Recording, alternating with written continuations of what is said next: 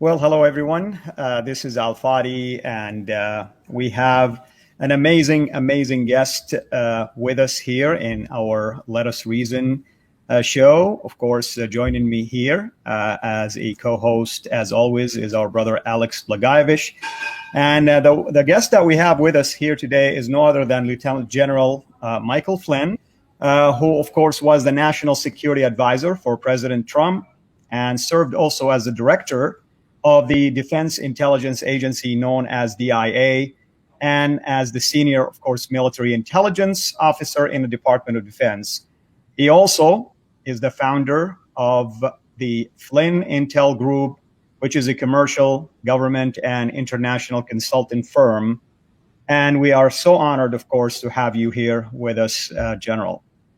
Thank you so much, Alfado. I really appreciate it, and I always like being with my friend Alex. Thank you so much. Well, of course, we want to, start by asking you if you can, just give our audience just a brief background about yourself, and obviously including your military career, whatever you feel comfortable sharing, obviously. Sure. So I think for everybody that watches this show, I grew up in a relatively sort of lower middle class atmosphere. As a child, I'm one of nine. I have 9 brothers and sisters. My father was a World War II and Korean War veteran, so he was of that generation. My father retired from the Army as a sergeant in the Army years ago in the early 60s. And my mom, of course, thank God that she decided to have 9 children with him, right? So all of us are, and I have 2 of my siblings are here with me today. My sister Mary and my brother Joe. But so we grew up in a very tough family environment. Tough being, my father was one of these guys who would kick you in the rear end and tell you to go out and work. But he also taught us the golden rule to treat others like you like to be treated. And my mother was always about education and lifelong learning. So there was no, if you got bad grades in our house, you would be, you'd have to buckle down, otherwise you wouldn't be able to leave the house, right? I mean, my mother's a lifelong learner, and that's what she taught us. So those are sort of foundation elements of growing up, and there's many more stories, of course, that you can imagine in a large family growing up in a very small town in the state of Rhode Island. And I always knew from the time I was a young kid that I was going to go into the service. I didn't know that I would end up in the Army. I originally actually signed up to be a Marine, and it worked out where I ended up with an Army scholarship, kind of a fluke, and that's a long story. I actually described that in my book, The Field of Fight, how that came into being, and I graduated from an ROTC, a Reserve Officer Training Corps program out of my state university. I went to the University of Rhode Island, which is a state land grant university, and then rose up, almost 34 years of service. 5 of those years are in direct combat, facing and fighting our enemies overseas in different places, from places like in Central America or the Caribbean all the way over to the Middle East and Central Asia. I served in the military most of my career. For those that want to go look it up, or look up this place, is at a fort called Fort Bragg, North Carolina. I served there from the rank of 2nd lieutenant to brigadier general, so quite a few years. And Fort Bragg, North Carolina, is the home of the airborne and special forces for those that follow our military, particularly our Army. So it's a very disciplined base. It's a very very strong military oriented base, and a place where you have probably some of the finest men and women in our armed forces and our military that served there. So that was more than half of my career, and then the other half would be in different assignments. Some of them overseas, some of them, of course, in combat. Some of them in places like the Special Operations Community, where we would fight everywhere from East Africa to Central Asia, meaning mostly Afghanistan, and places around the world fighting the war on terror, right? Particularly in the last 15, 20 years. So I came out of the field. Really, I never served in Washington, D.C., and I think this is interesting for those that follow this kind of stuff. I never served in Washington, D.C. until I was a 2-star. So I basically stayed in operational assignments, or what we would call in the field, because that's where I felt most comfortable. I felt that was where I needed to be. And eventually, whatever catches up with you, and I was asked to report to the Pentagon, and I worked for the chairman of the Joint Chiefs at the time, and I became the senior intelligence officer inside the Pentagon, working for the chairman of the Joint Chiefs, and that was as a 2-star. And that was my first assignment in Washington, D.C. So it's a long career to have without ever working in Washington, D.C. Most, I think, a lot of guys that make it to flag officer or general or admiral, you're in and out of the Pentagon in different respects during your career. And mine was a little bit different. My path was a little bit different. And then after that assignment, I went back to war. I went back to Afghanistan, and I served almost another year and a half in Afghanistan, pretty much 2009 to 2010 and into 2010 for quite a few months. And then I returned to Washington, D.C. after that assignment. And that's when I got into the Assistant Director of National Intelligence. And then I took over the Defense Intelligence Agency, which is sort of the military arm. For those that know the CIA, a lot of people don't know the DIA. It's the defense side of the intelligence arm of the government, and a very large organization, great people. And the DIA, the Defense Intelligence Agency, is one of the largest intelligence agencies in the world. It put me in the position of being the most senior military intelligence officer in the Department of Defense at the time for a couple of years. And that's where I kind of ran into headwinds, so to speak, right? With the administration of the Obama administration, where the message at the time after bin Laden was killed, the message was bin Laden's dead, Al-Qaeda's on the run. And I was asked publicly in open hearings with members of the House and members of the Senate whether I believe that or not. And essentially I said, no, I don't. That's not what the intelligence, and that's not what we, with a lot of years of experience fighting these guys, believe. And as well as other things, I was really hard on China in terms of how we were analyzing the various threats that China faced, and that we were facing from China, and so that's my experience, that's my field, that's what I thought I was brought in to do, was to look at the greatest threats that we are facing, and those are two, right? Radical Islamists and China. Those are two, and it's funny, but they're aligned ideologically, because they are aligned against the United States of America. That's the ideological underpinning of why would those two ideologies align and want to take on the United States of America. So anyway, that's 5 minutes maybe in a nutshell. There's a lot of details that I'm leaving out. I had a great career. I'd go back and serve again in the military. The people that I served with were some of the finest men and women in America, not just in the armed forces. Wonderful. Yes, very, very exciting. And today we're here to discuss The Field of Fight, and a book that was written in 2016, or at least summer 2016. Summer 2016. And I read the book, and I was looking forward to the interview. But I have to be honest, I thought that I would be a little disappointed by the book, because most of the books written on Islam, and Fadi and myself are experts on Islam, mm-hmm. And so most of the books are watered down books on Islam, and so I thought I would be a little disappointed, especially when it comes from a more of a political global strategy kind of thing. But I really was very pleasantly surprised, even though I have the highest respect for General Flynn. It's a book on Islam, radical Islam, and I didn't know what I was going to get, but I was pleasantly surprised. And it was an excellent book. So I'm going to go through, there are many ways we can go. I'm going to ask you a question. There are many questions I could ask you, and I know our time is limited. But first, I was going to ask you, but I'll tell the audience, so that, because it's not a major question, it's the title. I was wondering what the title was about, and it's The Field of Fight. And I was surprised also to find out that it's from ancient Greek epic poet Homer's Iliad. and that describes a battle between man and God. And I thought that was very interesting of a choice of a title. And I'm not going to ask you a question on that because there's many more important questions. But what I thought was interesting, and I knew when you described that the director of FBI testified that he was running investigations on ISIS in all 50 states, that there were cells everywhere in the United States of ISIS, and I knew that because I'd been involved with those kind of things. But with your experience and your boldness, I love the fact, and that's why you probably were hated, because you were calling a spade, and that's what I respect about you so much, General Flynn, and how you've been for the last 30 plus years fighting, and much of that time has been spent at top levels of U.S. military intelligence, so you know what's going on. But what I like first and foremost is when you said that we ought to know our enemy.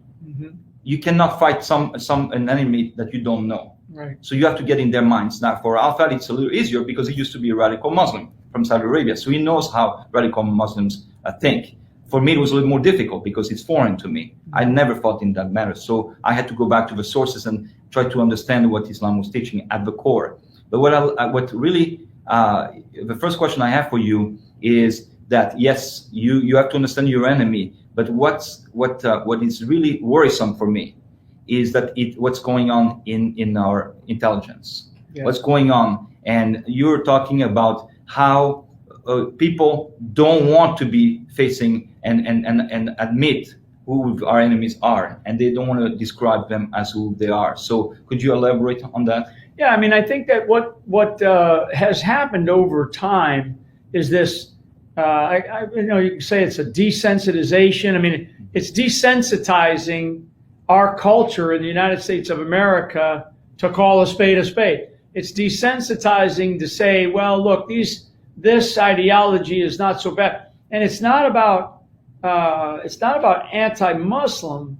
It's actually looking at a component within the ideology that is very, very radicalized, and to the point where they are what I would describe as true believers. So our culture really, after 9/11, for a short period of time, maybe being a few years, there was a sense of, we really did understand the enemy, and we were really going after the right enemy, and we were gonna defeat it. We weren't gonna allow this to happen again.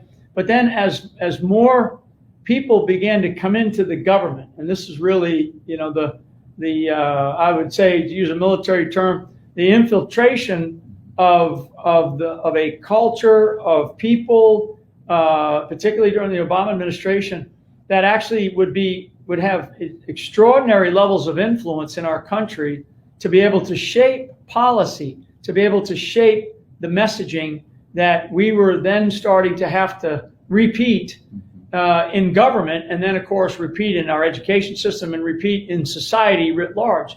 So I think that what we have to do, and one of the things that I always argued about, was you have to clearly define your enemy, because before you clearly define your enemy, you cannot defeat them. Because when you clearly define it, it's not to say, all Muslims are bad, all blacks are evil, all Irish are terrible, or all Irish are drunks, right? I mean, I'm Irish, right? So all Irish are drunks. So that's people say that, but that's not true, right? So there's aspects of the things when we are being desensitized. And now I'll tell you, that's a funny word for me to use right now, but I'm using it in a very precise way, because we have been desensitized clearly over the last 10 years, if not maybe even the last 15, where we've been desensitized to this idea of calling a spade a spade.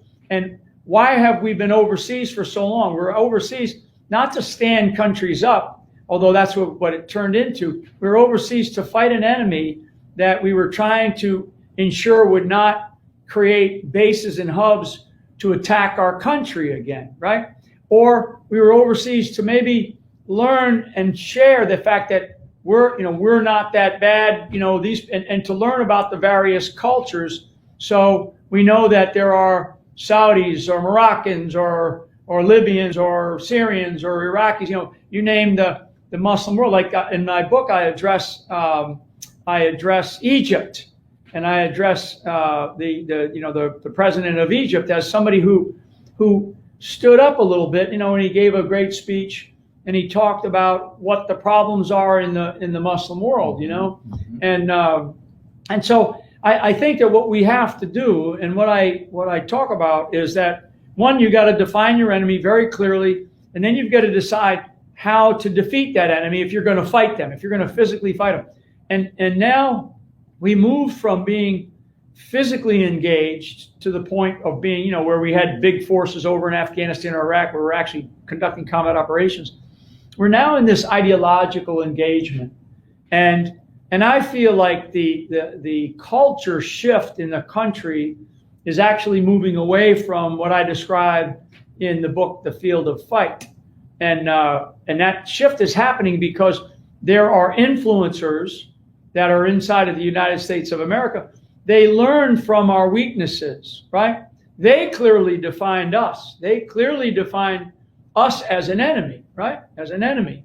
And because, if you study the different various variations of Islam, and you understand it to the degree that certainly you guys understand it. I mean, I'm not going to sit here and tell you that I'm an expert on this, but I've studied it. I have spoken to my enemies. I mean, and had various discussions with them to learn more.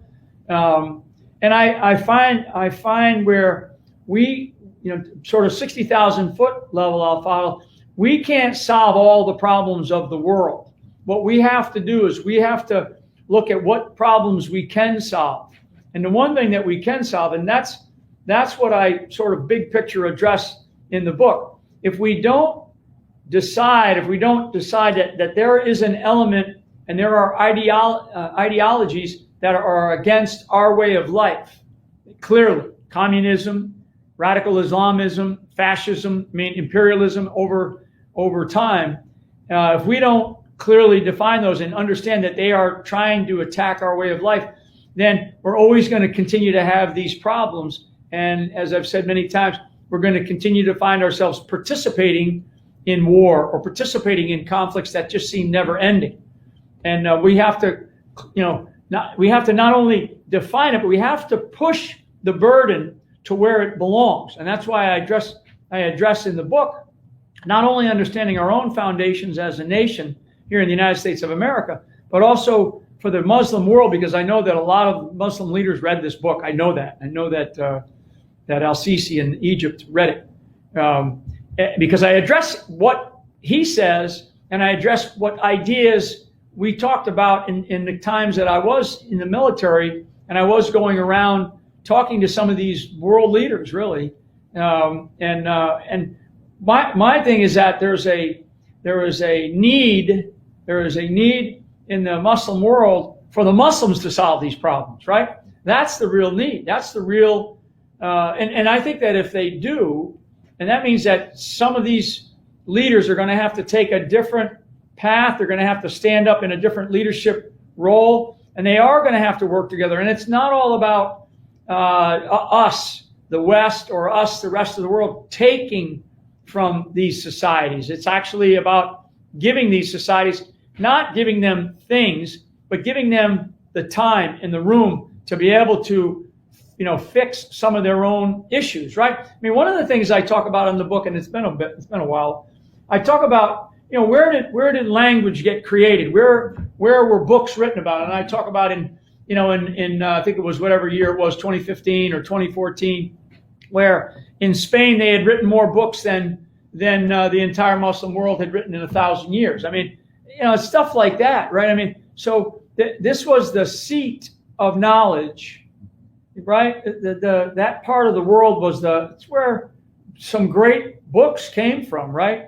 And books that still influence the world. So why all of a sudden did innovation stop? And why are things the way they are?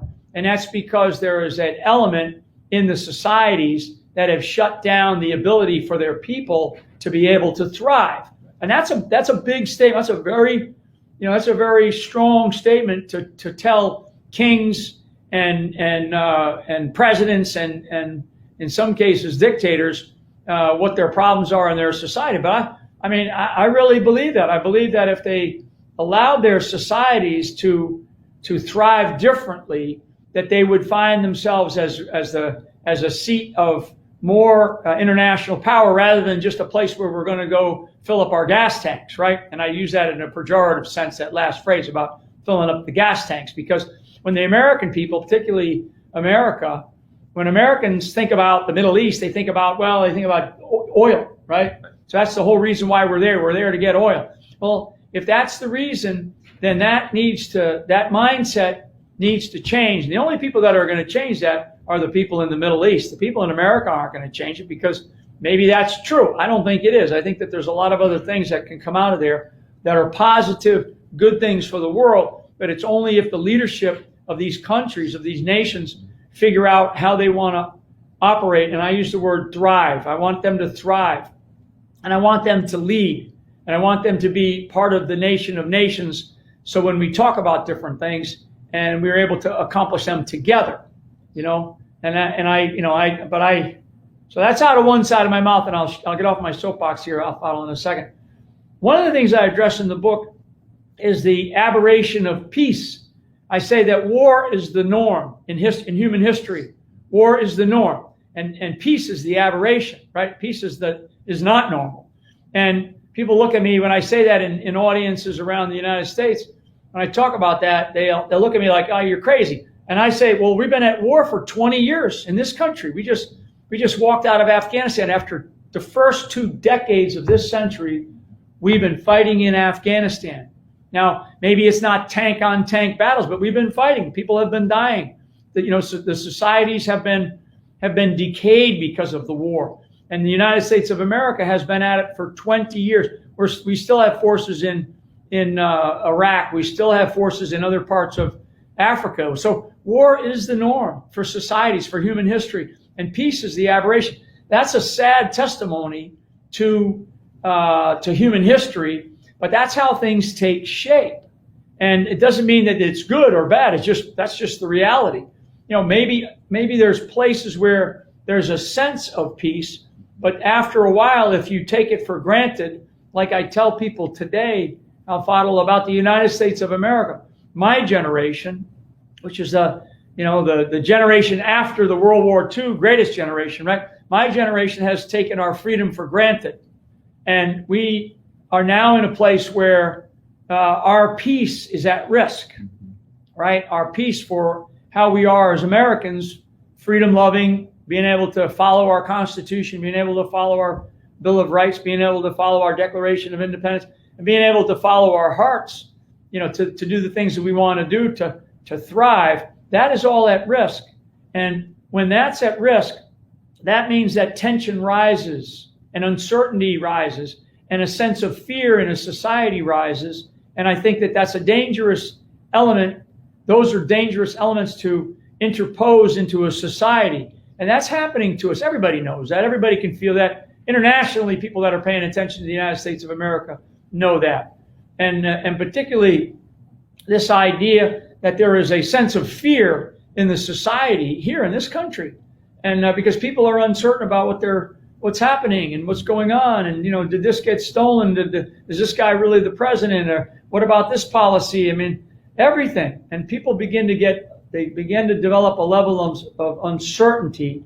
And when you have uncertainty, then fear, the emotion of fear begins to rise, and then people take different actions. So, and we have to avoid that. What we want to do is we want to reimpose our freedoms. We want to re-find or rediscover, probably a better way to say, we need to rediscover America for what it is. And in fact, I'll tell you, I always tell people, page 111 here is probably the most important paragraph that I spent. And I write this, I say on page 111, it's at the end of the chapter, and it's on the enemy alliance, right? And I write, "Let us not fear what we know to be true. Let us accept what we are founded upon, the United States of America, a Judeo-Christian ideology built on a moral set of rules and laws. Let us not fear, but instead fight those who want to impose Sharia law and their radical Islamist views." Because that's not the founding of our nation. That's not the founding of our republic. Our founders studied every religion known to man on the planet at that time, to include, all you got to do is read some of the diaries of the founding fathers, to include religions such as Zoroastrianism, which for anybody that's from Iran or Persia understands, Zoroastrianism is it's one of the oldest religions in the world, right, in the history of the world. And I've taken a look at that. And we had founders, I think it was Jefferson or Adams, they actually studied that. And they studied Islamism because they wanted to make sure that when they created when they founded this country and they created this country, they wanted to make sure that they weren't missing something. But what they decided to do is to say freedom of religion, freedom to be able to practice your faith, whatever it is. As long as you don't impose that in a harsh or unnecessary way against the will of the people, right? And get back to what I said about leadership in the Middle East, and what I think the leadership of the Middle East needs to do is that don't impose, expose, if you will, and get people involved in the lifeblood of your countries. And leaders, that's what good, positive, strong leaders do. They open things up, they open the eyes up, and all of a sudden people will, there's been really, really strong leaders in the history of the world, in that part of the world, who are some of the strongest leaders in known to man in the history of the world. And yeah, times were different, and they had their armies battling each other, but they were benevolent. At the end of the day, they were benevolent and they were good to their people. And I think that there are examples there are lessons that are positive and good that can be taken. And what you want to do is you want to leave behind those bad parts of those lessons that you can learn, and leave them behind, but learn from them. So anyway, that's a mouthful, but it's so important, this notion of who we are as an American society and what we were founded upon, and that we are a republic. We are a democracy, but we are a democracy that stands as a republic, meaning we elect our representatives and we allow them to decide what it is, how it is that we're going to live.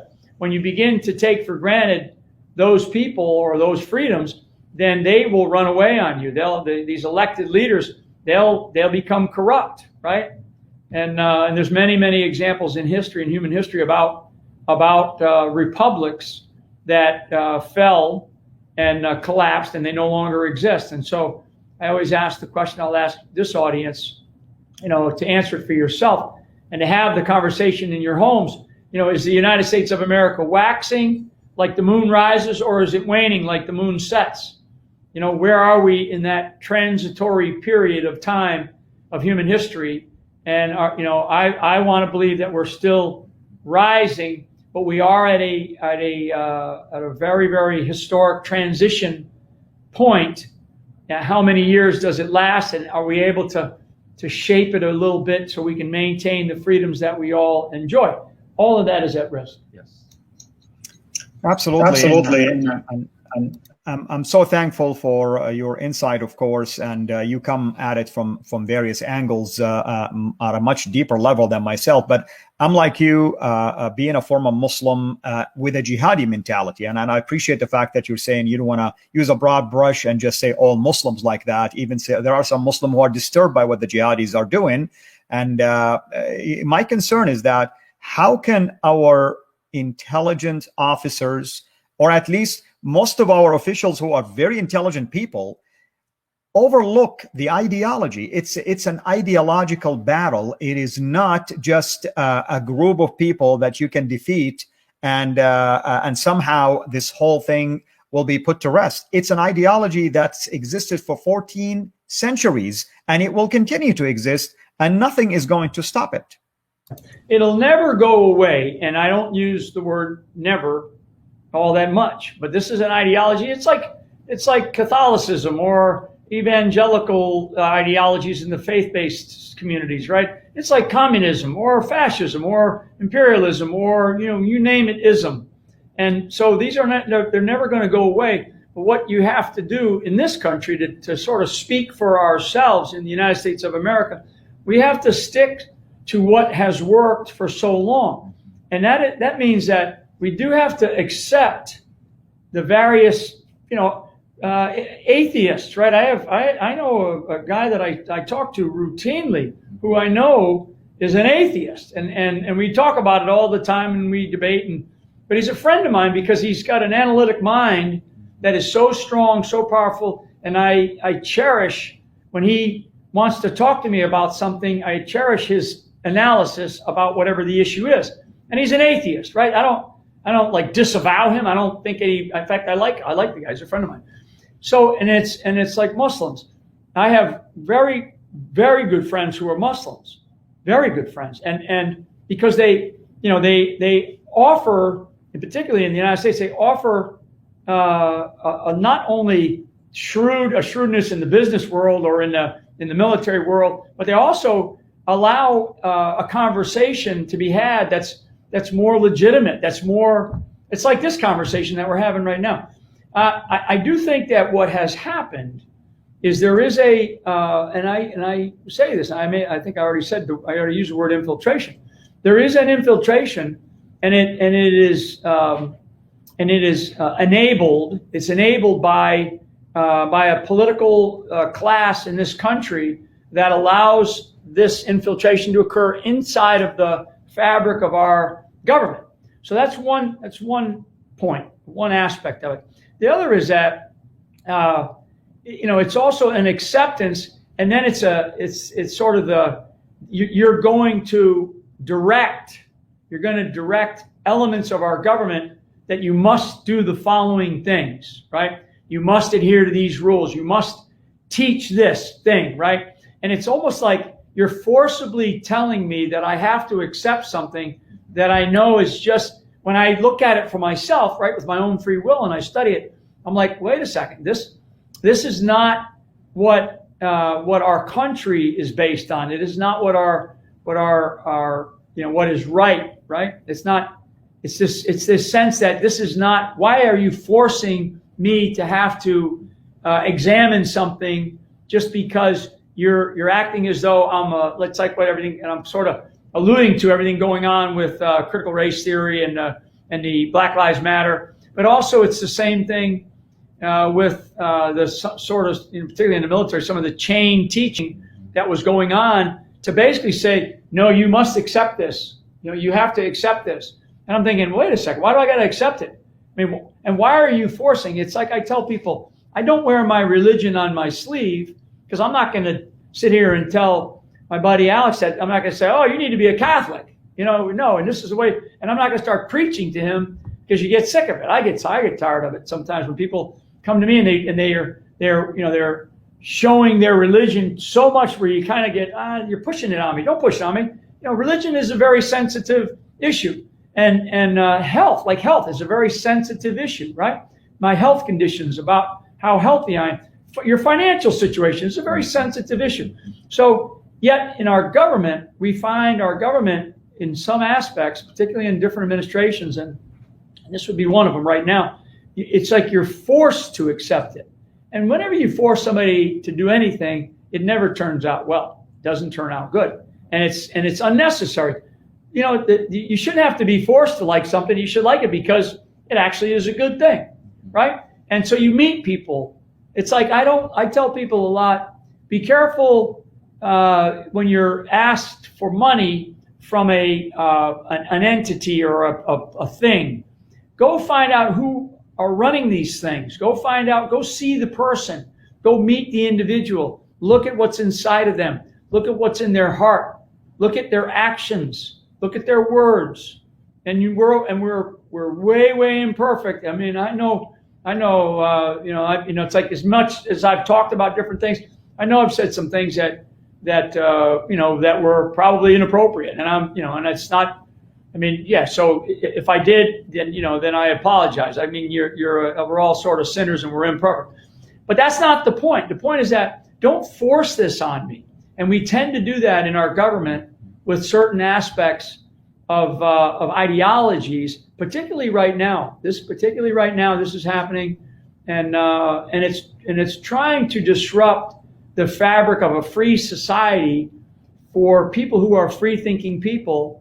But they're able to do it because our generation has allowed ourselves to take for granted the role of the federal government, and the role of the federal government has almost flipped around on its head, where the federal government under our Constitution, under our founders, they didn't really give the federal government all that much to do.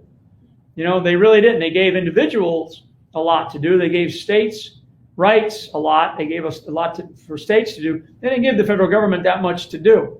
And yet in the sort of the experience of America over a couple of hundred years plus, that whole thing has been flipped on its head, and now we have a federal government that's able to impose far more conditions on our lives than we ever wanted as a nation.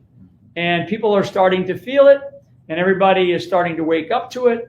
And now we realize, oh my God, we've taken for granted our freedoms, and so now what do we do about it? And that's, now we, like I like to say, local action has a national impact. You got to get involved in your communities, but you got to understand your community. You got to understand the communities that you're in. And the demographics in this country have shifted tremendously. Tremendously. The demographics have shifted since 1950. And then 2010 was another census, and then they just did another one. And they're trying to, the federal government and federal authorities, through the political system that we have, they're trying to change the landscape of the country, not to our benefit, not to the benefit of the Constitution, but away from the benefit of the Constitution. Well, one of my biggest concerns, General Flynn, is the PC culture, and you talk about that in your book. And but political correctness. But political correctness, yes, and the hypocrisy, or even just people, and the fact that it even infiltrated our intelligence. You call it the politicization of intelligence, right. And it really concerns me, because one of the attacks I get, the number one question I get from people, number one when I speak publicly, is why do you hate Muslims? That's the number one question I get. Yeah. And I tell people, why do you think I hate Muslims? I love Muslims. I love Muslims. If I criticize communism, does that mean that I hate most of my family who lived in Yugoslavia? I have a right as a citizen to criticize any ideology I want. Right. Whether I'm right or wrong is a different story. Right. But I have a right, and so this PC culture that's infiltrated the West is that if somehow you criticize any ideologies, that somehow you're a hater, you're racist, or you're Islamophobe, right. You're vile, you call, those. Well, those are names. So that's important. That's just super important, because we're talking about the use of words to denigrate, right? And these very strong ideologies that are very center-based, meaning they're based at where the top leads, right? Not the people lead, right? The top leads. They're center-based, and so the use of words to denigrate and to demean and to box you into being whatever the names are. I mean, I don't even want to use them. But it's you said that, to use a phrase. I mean, and I'll take it from loving Muslims to saying I love people. I'm generally, I love people. I mean, I'm a people type of person. I love engaging people, and frankly, and part of that loving people is also trust. And like I learned to say many years ago, that I will give trust away because I generally get it back. And once it's violated, then you don't make that mistake again with that person or with that element or whatever it was that you were dealing with, because those are two components of emotions and values, trust and love, that we have to have as humans. And this is not a touchy-feely session we're having here. This is about people. And so I'm going to trust somebody until they prove themselves otherwise. I'm going to generally like these people that I meet or see in the various groups or the various, in my military days, working with many, many different countries, working with many societies, many ideologies, many different ways to function and operate and believe, and going to different events with people that were events that were not Irish Catholic events, right, so to speak, right? So, what we have to do is we have to trust each other, and we have to generally like people until they do something that causes us to say, well, this is not right. This is not right. And that's where you get these very strong ideologies that are center-based, meaning that they're top-led and they're dictated downward. They're not from the bottom up. and they're essentially told what to do. And what they're doing, Al-Fadl, is they're imposing themselves on you. And what they have convinced, in some cases, leaders in our country, what they have convinced them, and frankly, I don't think it took a lot of convincing. I think it actually, they were already there.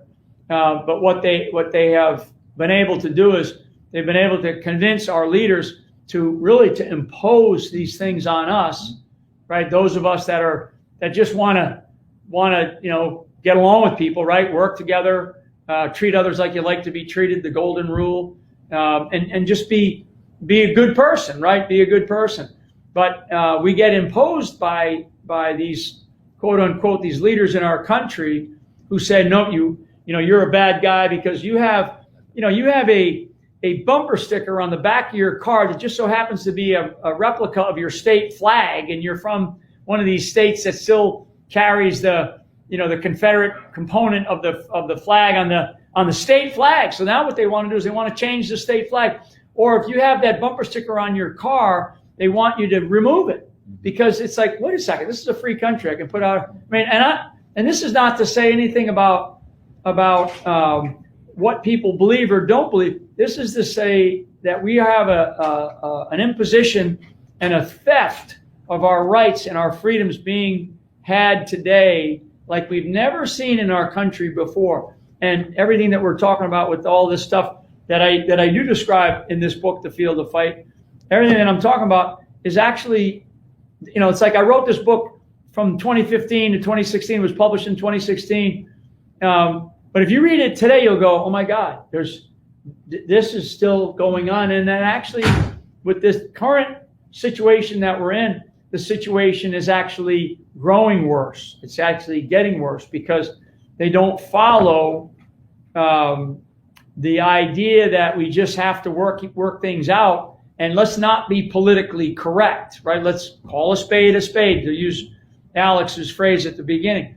I mentioned earlier today to a group, Al-Fadl, about the emperor has no clothes, the story which you teach children about. The emperor has no clothes. The emperor goes down into the village and he's riding a horse and he's got no clothes on. And he rides through the village and everybody's kind of snickering until the little child at the end of the path finally says, hey, king, hey, emperor, you're not wearing anything. And he suddenly looks at himself and he's embarrassed because nobody wants to say what needs to be said. Okay, and it takes a child in this story to say it. And I learned that as a child. I learned that story as a child. And I think now as I tell about it, 60 years later, that I think the reason why I learned that as a child, or the reason I was taught it as a child, was because if you have something to say it, and say it professionally, say it politely, say it maybe to the side. Like if I the best way to counsel somebody is not to chew their rear end out in front of the group, but you pull them away and you say, hey, let me tell you something that you're doing wrong. You got to fix this, and I don't want to embarrass you, right? And you can and we can do that as well. But now what we're being told is if I say something, I'm called all kinds of names. Alex is called all kinds of names. You're called all kinds of names.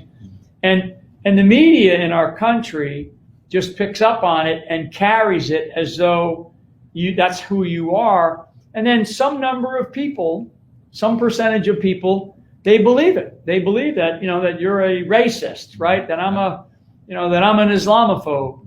And that's as far from the truth as we can get. Yeah, and it's the whole idea of tolerance is that I tolerate you even though I don't agree with you. That's right. The whole idea of tolerance. Right. And yet, the people who supposedly are the most tolerant people are actually in reality the most intolerant people because they want to impose their ideas on us and they don't want us to be able to voice our opinions. So thank you, John Flynn. I know you have to go to your next thing. Going to meet a bunch of veterans here. Yes.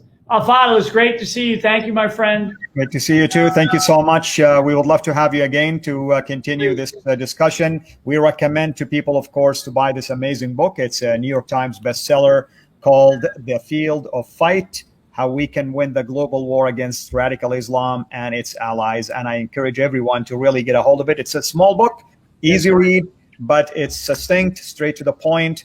And, General Flynn, you are a commodity these days because, like you said, you remind me of that child who points out the obvious that everybody else pretends that it doesn't exist. And by the way, Thank you for General saying Flynn, that. when he was a general, people who were below him, he always respected the ones not who kissed up to him, but the one who came in with respect and told him the truth. He wanted the truth. And so in the same manner, he respects people who speak the truth, because that's what, our freedom is, and we have to protect it.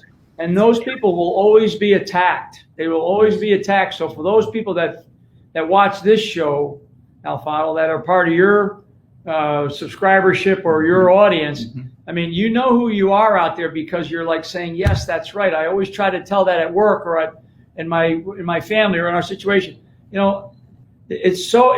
It actually takes energy. It burns energy to be a mean person or to lie, right? I mean, what you have to do, if you tell the truth, if you expose things, it's actually easy and it's uplifting. It's spiritually uplifting. Talk about, a sense of elation when you actually get out there and you say, boy, I finally said it. There it is. It's on the tip. Now, people, if they don't like you, that's fine. That's what happens. And because they can't handle that sometimes. So anyway, thank you so much, my friend. Thank you. Absolutely. Thank you. Thank you for your service. And especially that you served in the Marines. They're a special group in my heart. My son served in the Marines. So I served in the Army. I originally was enlisting in the Marine Corps. And that's why. And I've served with the Marines a lot in my career, and I love the Marines. Well, thank you for your service. Thank you so much. We have 15 copies signed by General Flynn, so we'll give them away to viewers. Yeah. Alex, thank you so much. General, thank you, and hope to see you again.